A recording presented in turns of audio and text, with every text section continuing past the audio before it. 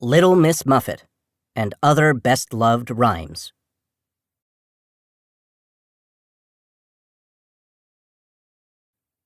Little Miss Muffet.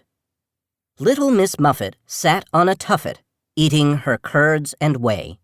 There came a big spider, who sat down beside her, and frightened Miss Muffet away. There was a little girl. There was a little girl who had a little curl, right in the middle of her forehead. When she was good, she was very, very good. But when she was bad, she was horrid. Sing a song of sixpence. Sing a song of sixpence, a pocket full of rye, 24 blackbirds baked in a pie. When the pie was opened, the birds began to sing. Was not that a dainty dish to set before the king? The king was in the counting house, counting out his money. The queen was in the parlor, eating bread and honey. The maid was in the garden, hanging out the clothes. Down came a little blackbird and snapped off her nose.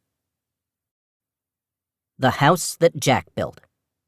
This is the house that Jack built. This is the malt that lay in the house that Jack built. This is the rat that ate the malt that lay in the house that Jack built. This is the cat that killed the rat that ate the malt that lay in the house that Jack built. This is the dog that chased the cat that killed the rat that ate the malt that lay in the house that Jack built. This is the cow with the crumpled horn that tossed the dog that chased the cat that killed the rat that ate the malt that lay in the house that Jack built. This is the maiden, all forlorn, that milked the cow with the crumpled horn, that tossed the dog that chased the cat that killed the rat that ate the malt that lay in the house that Jack built. This is the man, all tattered and torn, that kissed the maiden, all forlorn, that milked the cow with the crumpled horn, that tossed the dog, that chased the cat, that killed the rat, that ate the malt, that lay in the house that Jack built.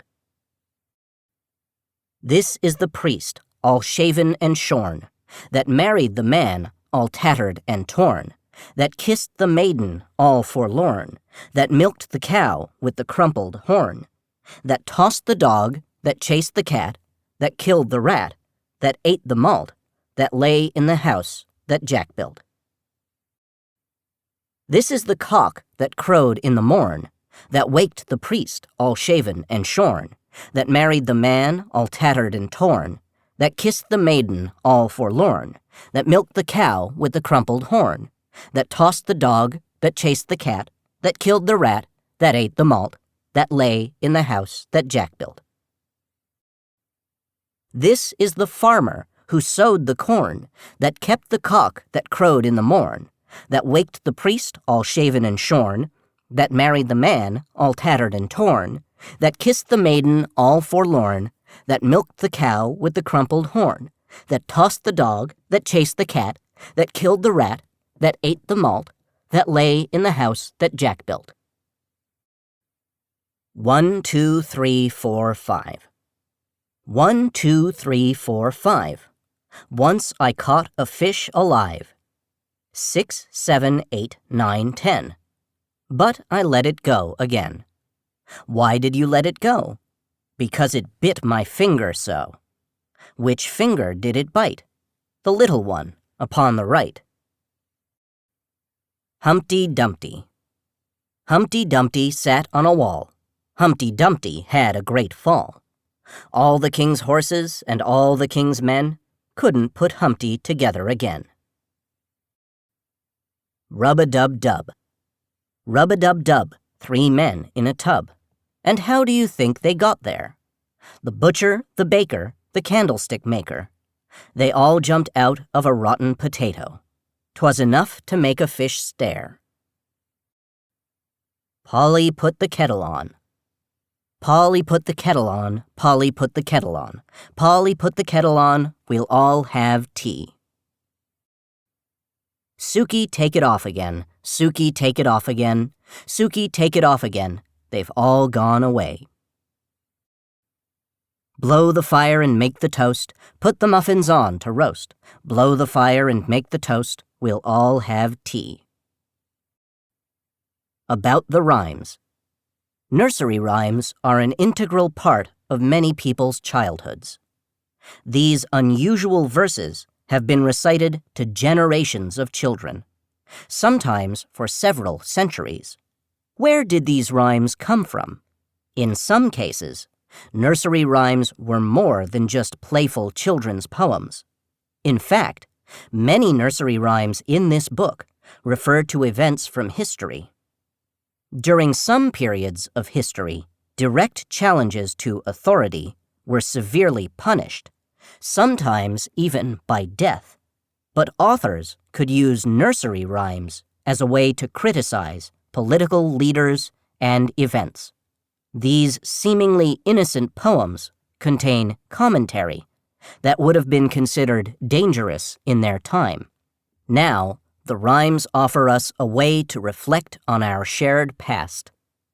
Nursery rhymes were often recited rather than written, so you may discover different versions and interpretations of them. The following are some of the most popular interpretations of the rhymes included in this book. If your favorite isn't here, see what you can find out yourself. Each rhyme has a unique and interesting history. Little Miss Muffet. The nursery rhyme Little Miss Muffet is believed to be based on a little girl who was frightened by a spider as she sat eating her breakfast one day. The girl, who subsequently ran away from the spider, was called Patience Muffet, and her stepfather, Professor Muffet, was a well-known scientist responsible for compiling the first scientific catalog of British insects. It is no coincidence that Patience was frightened by the spider, as it was one of the professor's scary specimens. Based on Professor Muffet's birth date of 1553, the rhyme is believed to date back to the late 16th century. Sing a Song of Sixpence. During medieval times, pies containing baked songbirds, such as blackbirds, were regarded as something of a rare treat. Occasionally, a jester would encourage the kitchen staff to hide some living birds under a baked pie crust so that the king would be in for a humorous surprise when he started eating the dish. The phrase, "a pocketful of rye," comes from the fact that rye was used to feed birds. The references to counting house and eating honey derive from the average citizen's belief that this is how the royal court spent their time. 1, 2, 3, 4, 5. Although it does not have any direct significance to an event in history, this nursery rhyme is an entertaining way to teach young children to count to 10. Children are even more likely to absorb the numbers taught in the rhyme, since it uses the humor of a fish biting the narrator's little right-hand finger. 1, 2, 3, 4, 5 is often known by one of its other lyrics. Once I caught a fish alive. This relatively new rhyme was first published in 1888. Humpty Dumpty. In 15th century England, Humpty Dumpty was the name given to someone who was considerably overweight. By the time of the English Civil War, 1642-49, it was also the nickname given to a huge cannon used at the time. There has been much speculation about whether the term Humpty Dumpty was based on one individual in particular. Lewis Carroll brought the image of Humpty Dumpty to life in the illustrations that accompanied his novel Alice Through the Looking Glass.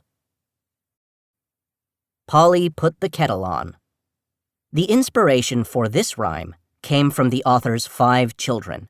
The father of 2 boys and 3 girls saw the conflict that emerged between the 2 sexes during their play and used it to write Polly Put the Kettle On. He noticed the girls, one of whom was named Polly, wanted to play domestic-oriented games, while their brothers preferred to play with their toy soldiers. In order to exclude their brothers, the daughters would set up a pretend tea party, and Polly would act as if she were putting her toy kettle on to boil. Once the boys had left the room, another daughter, called Suki, for Susan, would remove the kettle. The rhyme was published in 1797.